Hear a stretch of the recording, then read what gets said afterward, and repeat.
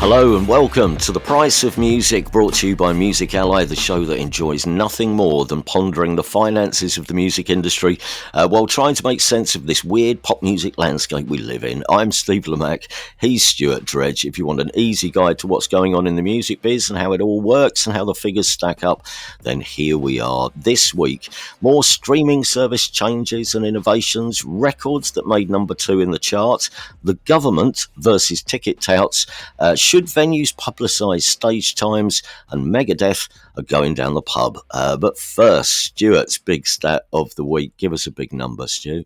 My big stat is 10 million. And that is how many YouTube views Mariah Carey's festive classic, All I Want for Christmas Is You, got in the first week of November. That's too early. So where does that is it the biggest Christmas out of the traps very early, but is that already the biggest Christmas record of 2025? So far it is, yeah. It was number 55 in YouTube's global top songs chart, and it went top 20 in the US. Wham's Last Christmas is also there and thereabouts. But and this is mirrored elsewhere. I was thinking, is this a weird YouTube thing? But no, it's so right now, the day we're talking, All I Want for Christmas Is You is the 11th biggest song on Spotify in the world by daily streams. Really? More than 2. And the weird thing is, like, I looked at that and thought maybe there are some countries that do go massively early on Christmas songs, like the Philippines famously start playing Christmas songs in October. It's just cultural habits. But no, in the UK Spotify chart, it's 8th, Mariah Carey, and Last Christmas is Friday. So people really are. It's too early. It's November. Mind you, having said that, we were on the drive down to Minehead for the Shine On Festival on Friday. Myself and my friend Tom, who was driving in the pouring rain. It was a really testing journey. But the last leg of the journey is just through countryside, basically. We passed at least 2 houses that were already festooned with decorations. I mean, they're probably the ones responsible for this. They've just got it on a loop. And I suppose that's the other thing. If everyone's made their Christmas playlists already, then of course the plays are going to rack up on probably an hourly basis. Well, that's it. And if you like to celebrate these things and festoon your house, like Halloween is out of the way. And I mean, all we've got really in terms of, it's Black Friday coming up, isn't it? But that's a shopping thing. You don't decorate your house for it. So I think people really are starting to about Christmas. I mean, I've ordered some pigs in blankets to stick in the freezer. That's as far as I've gone. But I haven't played any Christmas music. We should do a Christmas earnings chart for songs that sell every year and how much they earn for the people responsible, and maybe how that has changed during the streaming era as well. Put that on your to-do list, Stuart. Okay. Right, our top stories for this week. Story 1, Spotify is shaking up its subscription tiers as a test in 5 countries to start with. What does this say about its future plans then for elsewhere in the world? Yeah, so this is happening not in the UK. It's happening in India, Indonesia, Saudi Arabia, South Africa, and the United Arab Emirates. So kind of 5 countries you describe as high potential countries. They're growing fast, but they're not the big mature places. And what's happening is they're splitting their premium subscription into 3 different tiers. So you can have premium light, premium standard, and premium platinum, which makes me think of Nando's cards and things like that. And basically what it will happen is, the way it works is Premium Light will just remove the ads when you play music. Premium Standard has better sound quality and you can download things to listen offline. And Premium Platinum will have everything else, like all the other whizzy features that Spotify has launched, anything else new. And you'll also be able to add 2 people in your home to it. And so I guess to explain what that means, so first, it's the idea of Spotify testing, splitting out its premium subscription into 3 different tiers and saying, right, if you want all the stuff, you have to pay more. And in those countries, people are going to be paying more for that platinum tier than they were paying for a normal subscription before. And they're also, there's no family plan. So I don't know if you've seen Spotify's family plan. It's quite a common thing in streaming. You pay, I think it's £22 a month, and you can have up to 5 other people in your household on it. There's no family plan in this new structure in these countries. And what that says to me is, like, labels sometimes grumble about this and say it's quite generous. Because if you're paying £22 a month for 6 people, that's like £3.70 each. And I think labels sometimes say that's a bit generous. We would rather have their own subscriptions. So this feels a little bit like Spotify testing out whether it can rein that in. You're a family of more than 3 people, you'd need 2 of these platinum subscriptions to cover you all. You wouldn't be able to just have one plan. Mm. So to me, it feels like it's a test. It's not happening here anytime soon, but it is a move in direction of something like a Netflix, really, where like you don't just have one premium subscription to choose and that's it. You actually have the expensive one, the medium one, the light one, and they try and move people up that as they go. Right. Okay.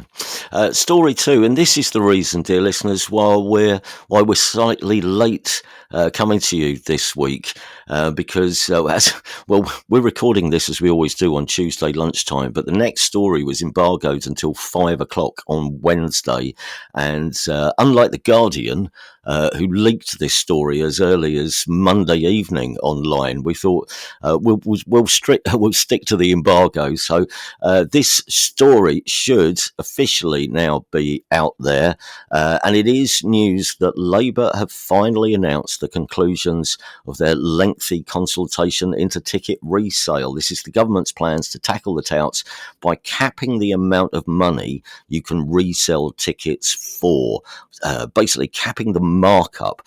That was the discussion, and I mean we've talked about this on numerous occasions and referenced it over the last few months ourselves, but because I mean this ticket consultation has been going on for some time, and it was slightly delayed, I think, by a change of minister at the Department of Culture, Media and Sport, but they've finally got to there, and they've actually gone much further than even some industry insiders might have hoped for. Stuart, you've got the actual report in front of you, I think.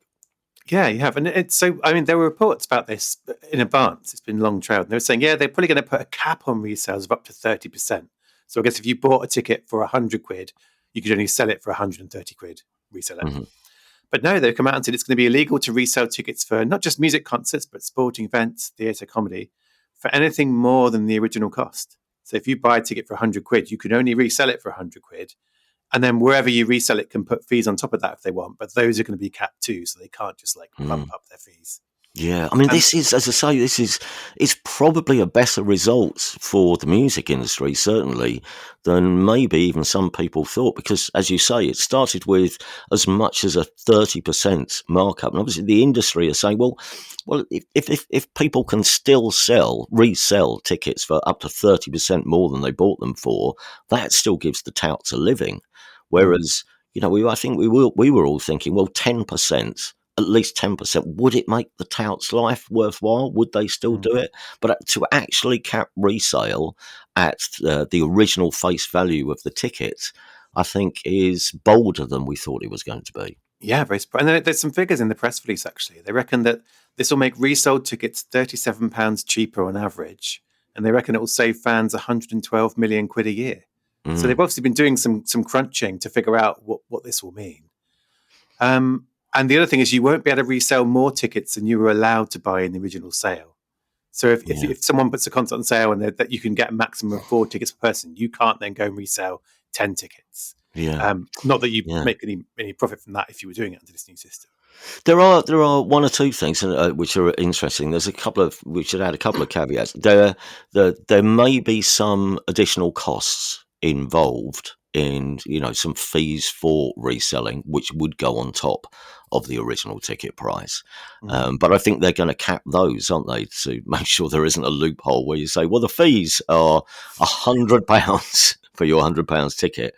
The other thing which I think is worth mentioning, and was something which certainly some of the resale sites were saying, was if you drive us out of business, then all this is going to go underground on social media, and people will just be selling their own tickets on social media.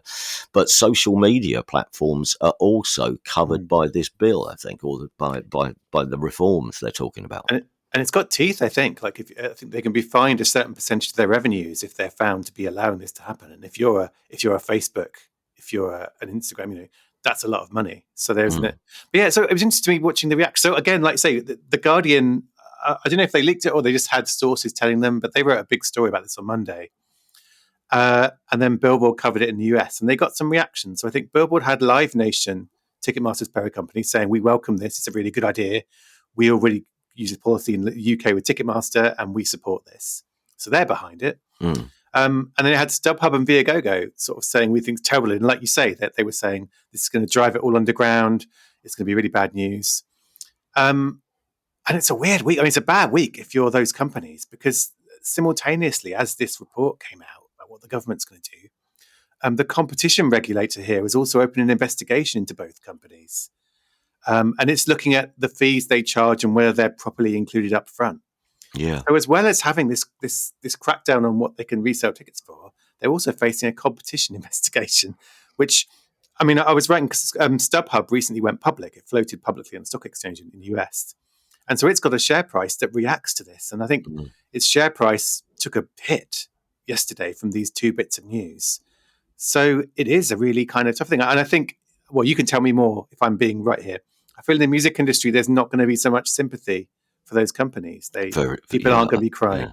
I mean, I can't speak for the industry as a whole, despite my position within live music. So I have to be quite careful. But I don't think there'll be a lot of sympathy towards Viagogo and StubHub. To be honest, no. And obviously, the question now is what next for those companies?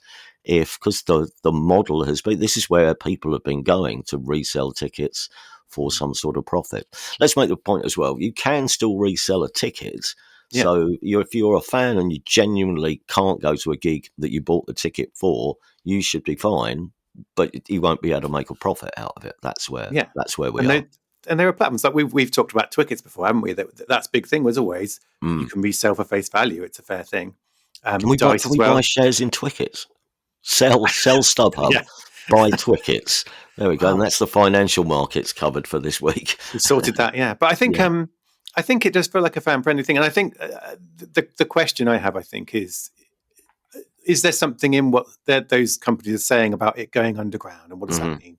So I don't assume it's just them reacting and saying, making any act. Then there probably is some risk that this could go underground.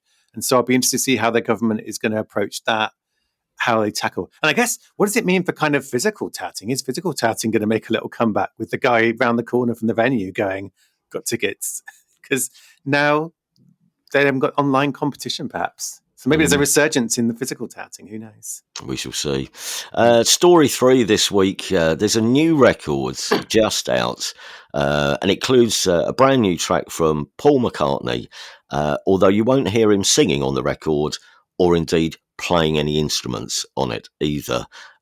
Tell us about this. It's musicians once again making the points, making their point felt when it comes to the influence of AI in the music industry.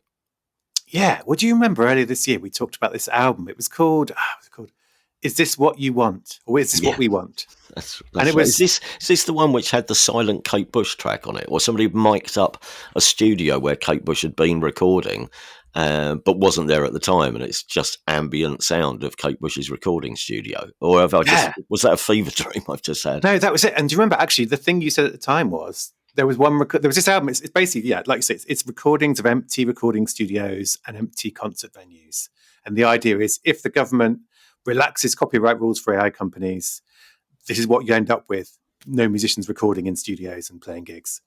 And I think you had a theory. You were like, there was one track on this album where you could hear someone sit down and do a little sigh. And you were like, I wonder if that's Kate Bush. And I had an email from someone who would know, who said that wasn't Kate Bush, not the one with the sigh, but she is on one of the other tracks.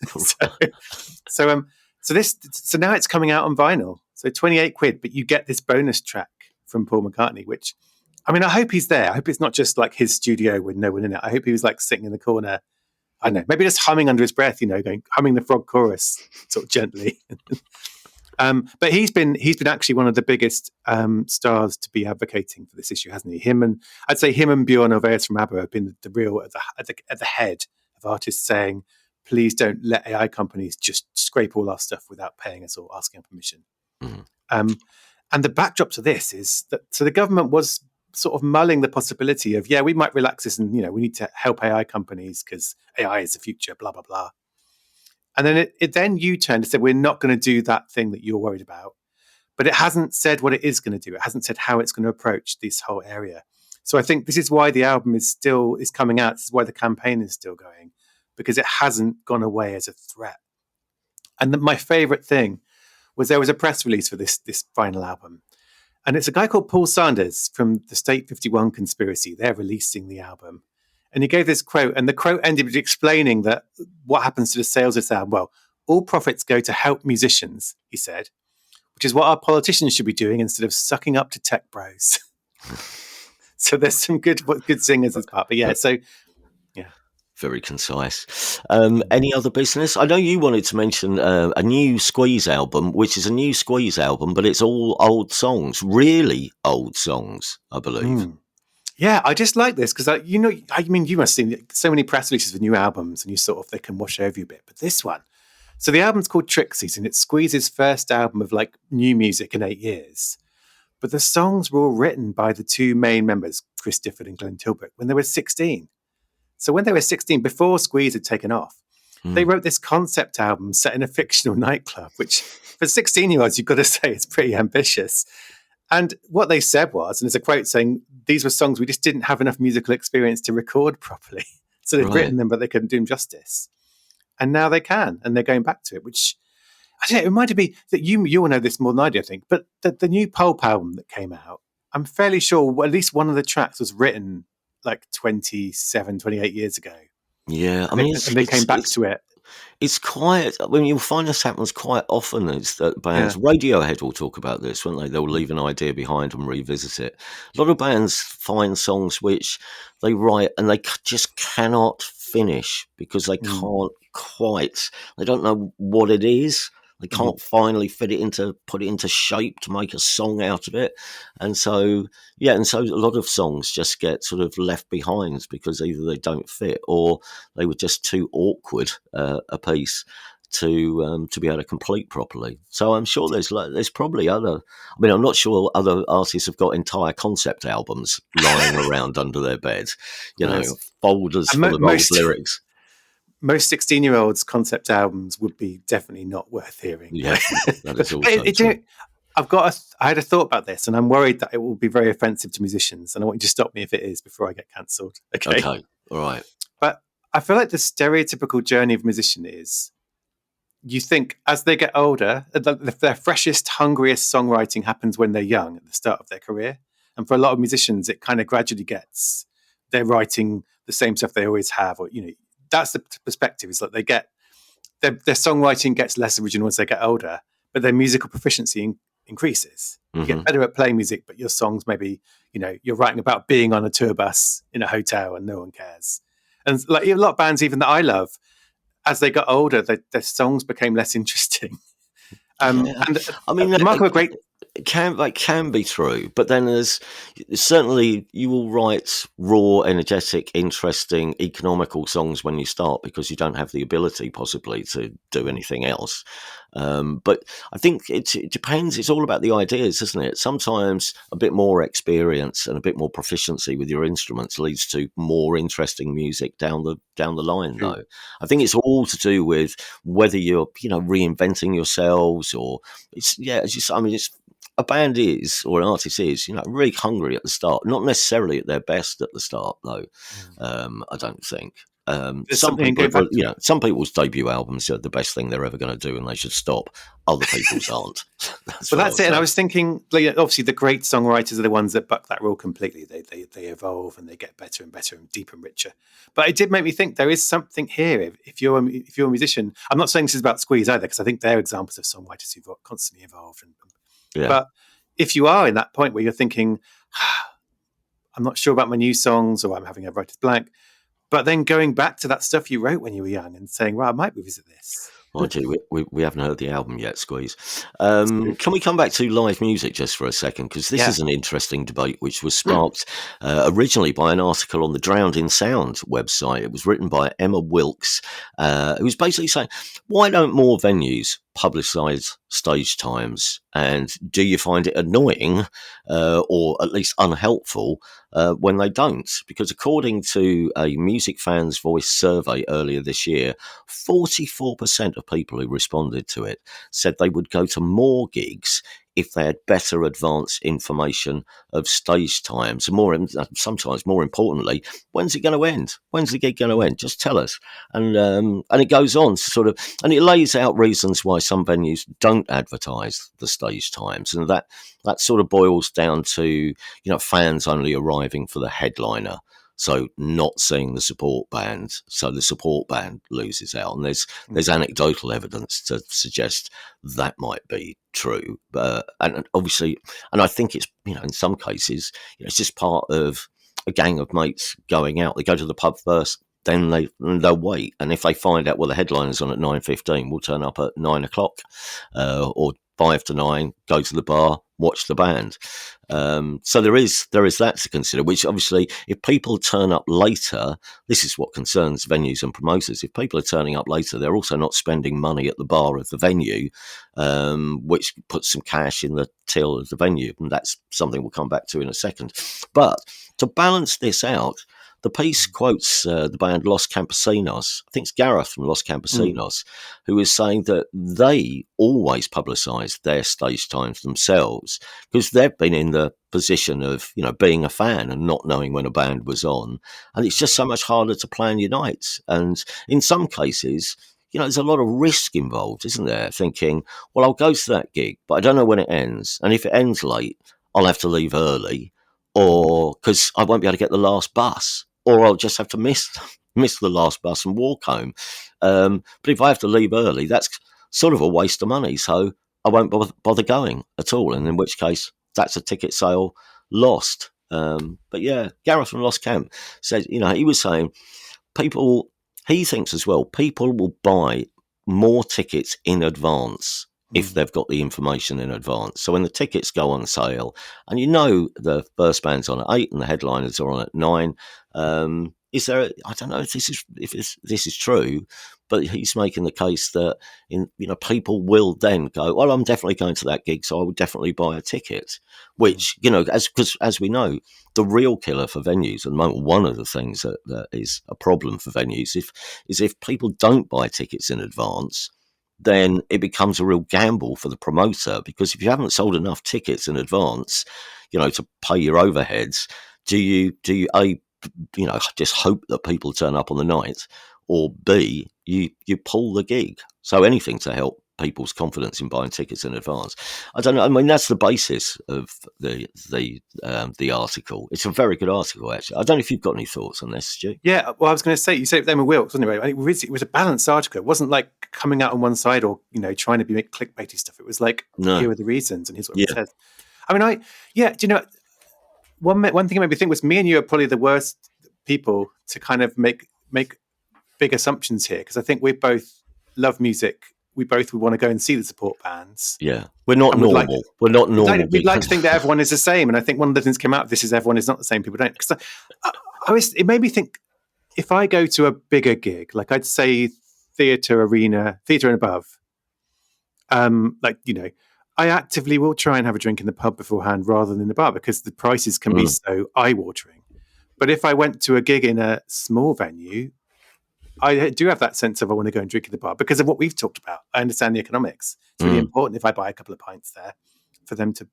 So that's one thing. It's like separating different. Like if I go to a bigger gig, I still want to get and see the support band, but I don't want to be at the bar for any longer than I have to in the venue because it's so expensive. Yeah. But for a smaller gig, it's different. I would go there and I would sit in the bar and I would want to be there from the start. Yeah, I mean, and can I just put on record? I mean, I'm all for venues letting us know the stage times but partly if I want to go to, I'm going to a gig tonight, so I'll, it'd be nice to, yesterday I've been able to tell my wife I'm going out tomorrow evening. This is when I'll be leaving the house, and this is what time I think I'll be home. And the only thing I'd say to venues is, whatever you think you'll lose will at least balance out with the money that you will gain, I think. Because, there might be occasions when, I'll leave home a little later because I know the time of the band that I want to see. So that would be a loss to you, I'm afraid, of venues. But also there are times when, I won't bother going at all because I don't know when the band is on and I don't want to miss them. But, if I'm doing bedtime till 8 o'clock, say, because you haven't told me that the band's on at 9:15, which means I could have got there, then I won't go Yeah, because I'm not I don't want to miss the band. So yeah. I mean, it's a really difficult one, I think. But as a yeah, as you say, as the sort of fans we are, I think knowing the times is a real help. I think. I thought they interviewed the anchoress as well, didn't they? I think she Mm, was talking about she's a parent, and so she's having earlier curfew times because she wants to get home. Um, but she also understands that some of her fans are also parents, and may have babysitters in, and that is the thing, and that's why she's been working on this and saying, right, okay, we want to be clear about this, and want to finish earlier, and also communicate that. mm, So there are all these. I think it was interesting that her and also Gareth, like they were talking about it as music fans as well, who go to gigs, and they were saying, I think the thing that resounded me is Gareth from Campesina saying he feels quite anxious if he doesn't know the times. He's mm. going to a gig himself, and I have that sense. Like I just now, and maybe it's an older thing, but I do want to know when I'm going to be getting home, and particularly now I live out in the sticks, there are train implications because I have one train an hour after 10 o'clock at night. Yeah. So I think it is, but I think when we're going to talk in the lock-in more about this, there are also understandable reasons from venues' sides why they prefer Mm. sometimes not to. And Well, yeah, I mean, because the underlying problem, which leads us to another conversation in a way, but if a venue can't cover its costs through door money, which of course venues can't cover their costs on the door anymore, just through tickets, then obviously they want as many people to turn up as early as possible mm, because, they hope fans will arrive just in case the band is on early, and thus they will buy more drinks or food or whatever it is, that will keep the venue going. So it could be, as I say, it could be about, it's the habit, isn't it? Getting into a habit or being attractive enough as a proposition, the gig, to mm, get people to go a bit earlier. By the way, the economics of all this are covered in a separate Substack piece by Mark David from the Music Venue Trust, which is also very good, which deals with, the financial implications of people arriving just for the headliner. Look that up. That's pretty good as well. But as Stu says, there'll be more about this in this week's lock-in for our Patreon subscribers. In the meantime, we'd love to know your thoughts, though, on this. If you want to get in touch, you can respond to any of the stories, of course, at the price of music podcast at gmail.com. That's the price of music podcast at gmail.com. Do get in touch with any feedback on any of the stories we're covering this week. We just got a couple of more bits, I think. The Tidal, which was the streaming service which was owned by Jay-Z and a bunch of other music stars at one point. That's come up with something new. yeah. So I don't know if you ever saw that when they had the big launch, when they had all the pop stars on stage and Jay-Z and Coldplay and Madonna and people who were the owners. That was back in the day. Since then, it's been a fairly standard streaming service like a Spotify, Apple Music, in that labels and shippers put music on there and then they get paid royalties, which share with artists. But now it's doing a thing in the US, for starters, where basically any artist can now upload music directly to Tidal, have it on there, and other people can listen to it even if they're not a subscriber. So essentially, it's Tidal becoming more like SoundCloud, somewhere where as an artist Right, you can put your music right. directly. Mm, The downside being you don't earn any royalties. So it's purely promotional. You put your music on there to get it heard, mm, like you would on SoundCloud back in the day. mm-hmm. So it's kind of interesting because Tidal has been quite quiet since those days of its glitzy superstar artist owners. It's been quite quiet. It's owned by a tech company. It doesn't seem that interested in it. So it's been quite. But this is quite a big move, and it's quite interesting. But what you Mm. can't do, sadly, well, no, sadly, happily, I can't go there now and upload all of Beyonce's catalog and pretend it's me. And they're going to have stuff in place to make sure that you're not uploading copyrighted music that doesn't belong to you.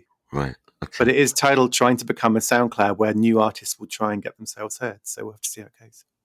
And here's another thing that you sent us in the week that you wanted to mention. Tell us about this. There's a DJ in the Lake District who spent 24 hours the other week just playing songs that peaked at number 2 in the chart. Um, I t- why was this exciting? I mean, I shouldn't bother asking, really, should I? Why did you pick this out? Just because number 2 is a fun clue as to what's going on here. No, do you know it's a serious story couched in childish amusement. so, so yeah, this is Lee Durant. He had a 24-hour live broadcast. I mean, have you ever done 24 hours on the radio? No, I haven't. The only No. person who's done it at radio, in radio, while I've been on the same station, Simon Mayo did it.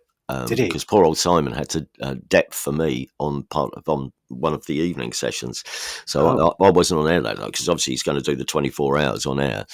So all the other DJs had to step down, but we'd already arranged a session by a screaming indie rock band called K. So as part of his 24 hours on air, he had to interview K.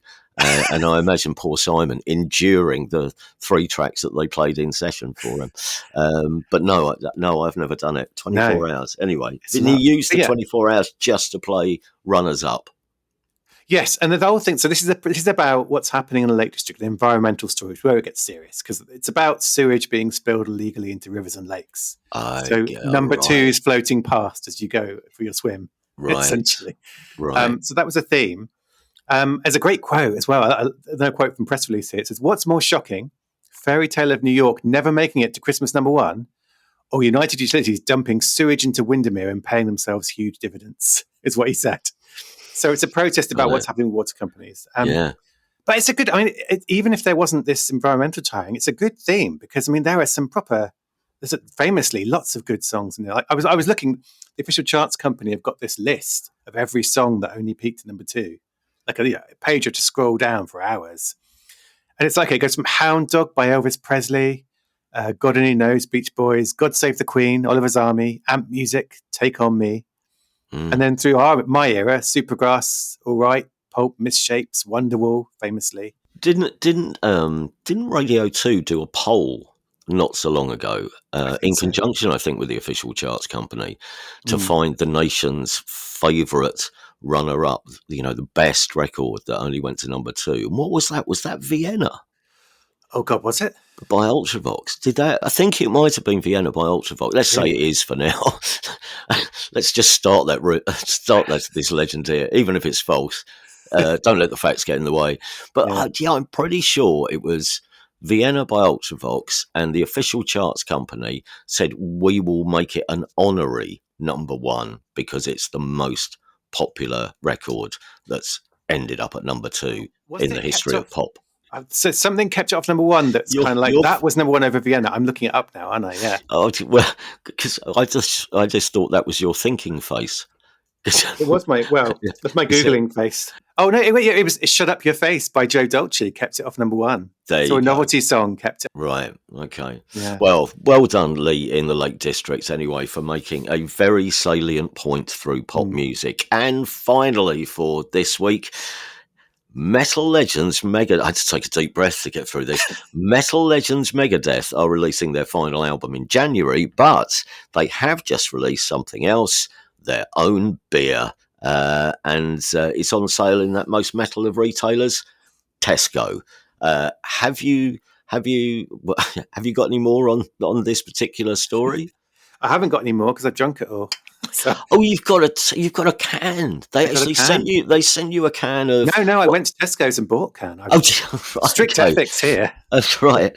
And what is it called? Has it got a name? Yeah, so they've got a kind of 3 beers. They've got Rattlehead IPA, Rattlehead Pilsner, and they've got an IPA Zero, so a non-alcoholic one. Megadeth have done a non-alcoholic beer. Well done. Keeping up with the times. Megadeth being inclusive, I'm all for. And this has become a thing in metal and hard rock circles. So Iron Maiden, most famously, have got a range of beers. There are companies who work with bands like this to create beers, and it's one of the spin-offs that actually makes sense because bands love beer. They have all kinds of thoughts about what beer is good. I'll give my review of it in the lock-in, aren't we? Oh, the taste. Are you going to give us a taste test? We'll give you your Excellent. All right then.